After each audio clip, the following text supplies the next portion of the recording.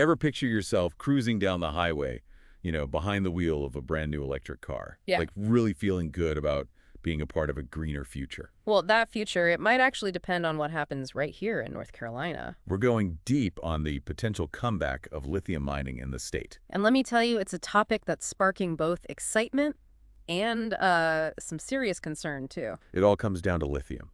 That quiet powerhouse, the one that's driving the whole EV revolution. See, lithium-ion batteries, they're kind of the gold standard right now for energy storage. Everything from our phones to electric vehicles relies on them. Okay, so energy storage, got it. But what makes lithium so special? It's all about that energy density.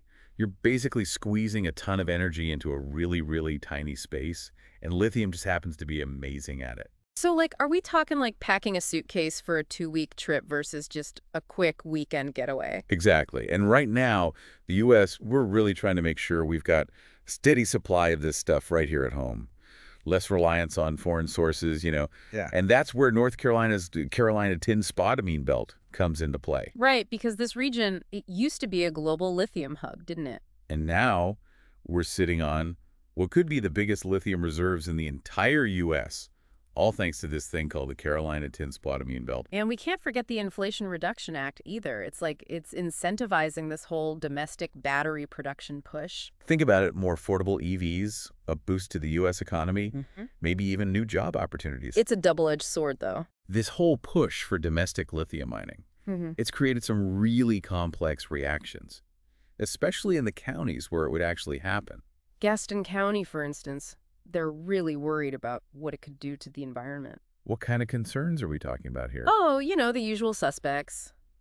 Dust pollution, noise, potential water contamination. They're not entirely convinced the economic benefits outweigh those risks. It's like, yeah, we want green energy, but not if it means sacrificing our backyard. And this isn't just a local thing either, right? It's a global issue. Exactly. Think about the debates around mining on indigenous lands, or what's happening in Chile's Atacama Desert. That's another example where lithium extraction is harming the environment. And it raises the issue of environmental justice. As we try to shift to cleaner energy, we can't forget about the communities that usually end up shouldering the burden of environmental damage. And these are often the communities with the least amount of power to do something about it. And the article we're looking at today, it really highlights that tension. It points out that these mining operations, they're often proposed for areas that don't have a lot of political influence. Which makes it even tougher for residents to have their voices heard. So as we keep digging into this, it's important to keep that tension in mind, right? The urgent need for cleaner energy, but also the potential consequences of how we get there, particularly with lithium mining. Because the story of lithium's comeback, it might have implications that go way beyond just your next car. Okay, so we've been talking about lithium mines, but now get ready for a little bit of a turn. Because we're about to dive into something that seems, I don't know, a million miles away from all this lithium talk. But stick with me. Trust me on this one. It's all connected, I promise. We're going to be talking about, get this, benign weather modification. Sounds kind of sci-fi, right? But this isn't some futuristic fantasy. It's something the U.S. military has been looking into for a while now. I mean, we're talking decades here. Okay, so for those of us who aren't military strategists, BWM, benign weather modification, what is that? So basically, it's about finding ways to subtly nudge the weather in a certain direction. Not about, unleashing some crazy catastrophic storm or anything. More like, can we make this fog go away? Can we influence the cloud cover just a bit? Stuff like that. Okay, so instead of fighting against the weather, it's more like what? Working with it, trying to leverage it to your advantage. Exactly. And it's interesting. There's this case from 1995, a rescue mission in Bosnia. They had to put everything on hold because the fog was so thick they couldn't see anything. Oh, wow. 18 aircraft grounded just because of a little fog. And I'm guessing BWM, that's where it comes in. Right. The idea is if they could have just cleared that fog, even just a little bit, it could have made all the difference. So has the military, have they actually, used this BWM stuff for real in actual missions? They have. Back in the day, they used to use these WC-130 aircraft. They were fitted with, get this, dry ice dispensers. Dry ice, to clear fog? How does that even... I know, it sounds kind of wild, right? But apparently it worked. They'd seed the fog with the dry ice, and it would dissipate. That's actually pretty clever. Yeah, but there's a reason they don't really do it anymore. See, people got kind of freaked out about the whole, messing with Mother Nature thing, lots of ethical debates, concerns about unintended consequences. It all just got to be a bit much. They start talking about controlling the weather, people tend to get a little on edge. And that unpredictability is a huge factor. Weather's a chaotic system, right? Even with the best intentions, there's always that risk of things not going quite as planned. And then there's the whole legal side of things, Yeah. international treaties, Mhm. like are you allowed to use the weather as a weapon? It's a whole thing. Okay, so we've got lithium mining potentially taking off in North Carolina, and we've got this whole history of weather modification research. I gotta ask, where are we going with all this? How does it connect? Well, remember how we were talking about lithium and how it's not just about batteries, that there might be other unexpected applications for it down the line.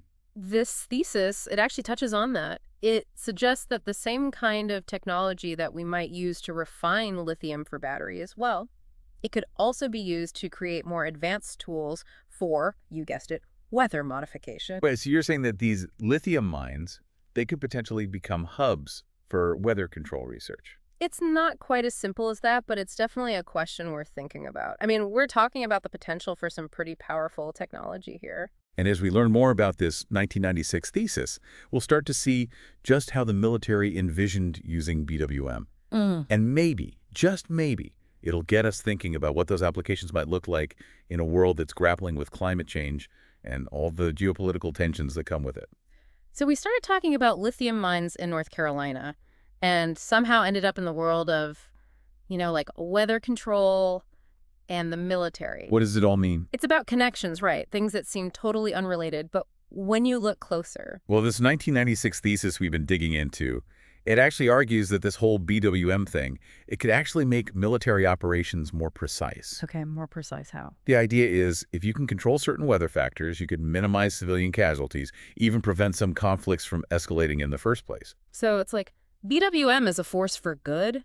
Kind of a weird thing to think about. Right. But then there's the flip side. Like if we're over here saying, yeah, let's use weather control for, ethical reasons. Who's to say someone else isn't going to try to use it for, well, not so ethical reasons? Exactly. And that's a huge concern with any kind of powerful technology, Sure. right? What's the line between using it for good and, well, Weaponizing it. Exactly. And that's why this thesis really stresses the need for everyone to be on the same page.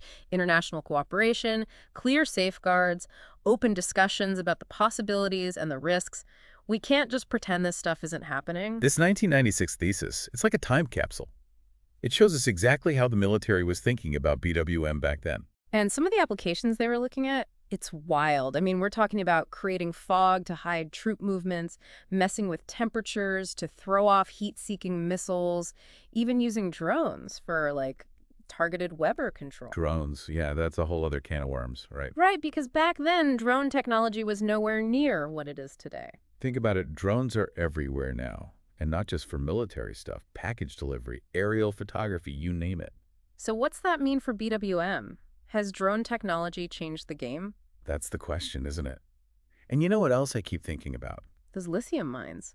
What if they don't just end up fueling the next generation of batteries? What if they end up playing a role in this whole weather modification thing, too? It's kind of mind-blowing when you think about it. We started with the idea of lithium powering a greener future, and now we're talking about, controlling the weather. It's a lot. And that's what this deep dive is all about, right? Yeah. Getting us to think about these big, complex issues. There aren't always easy answers, but just by talking about it, by being informed, we're already a step ahead. Exactly. So to everyone listening, as you go about your day, maybe you drive past a shiny new electric car or you check the weather app on your phone, take a second. Just think about what we talked about today. Lithium, weather modification, the future, it's all connected in ways we might not even realize. And that's what makes it so important to stay curious, stay informed, and never be afraid to ask the tough questions. That's all the time we have for today's deep dive, but trust me, the conversation doesn't end here. Keep those wheels turning, folks, and we'll see you next time.